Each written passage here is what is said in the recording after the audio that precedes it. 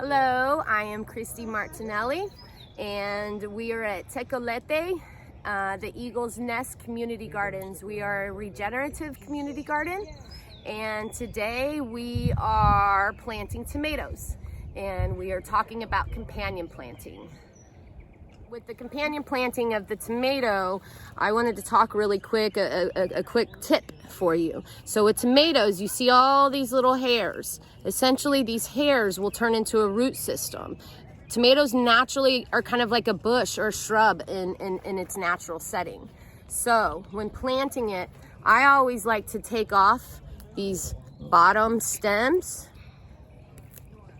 and I will plant this tomato about this deep in, because in the summertime it'll have a stronger foundation of roots, and it'll have a stronger foundation to be able to hold this tomato tree up, because the tomato and the weight of the tomatoes, that's when it breaks and it snaps. So it's going to give it a stronger foundation, and it's also going to help it in the summertime with that root system to absorb the water, absorb the nutrients of the soil.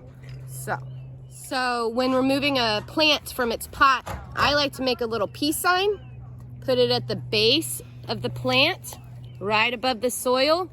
I will flip it over, do a little tap tap, little gentle squeeze, and hopefully it comes off. And so in this situation, from there, I like to tickle the roots, just kind of wake them up a little bit. Not a deep tissue massage, just a little tickle tickle. From there, I will just dig my hole. All of this white stuff is the native natural mycelium. Mycelium is super important for the communications of all the root systems. It'll attach onto the roots of any plant that you put in, and it will just help to strengthen those roots, and like I said, it's a good communicator network through the soils. So roughly with this plant, like I said, I'm gonna be digging it a good 6 to 7 inches in. So bada bing. And then from there, very simple, just cover her up. Remember to water it in whenever you're done with your garden planting. Okay, and so from there, we just wanna water. It's best to keep it down by the roots, that way it can actually absorb it properly. Excellent. And then another little tip too, when pruning your tomatoes.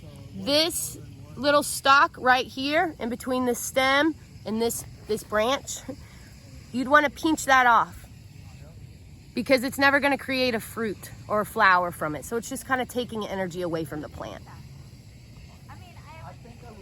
Drop it.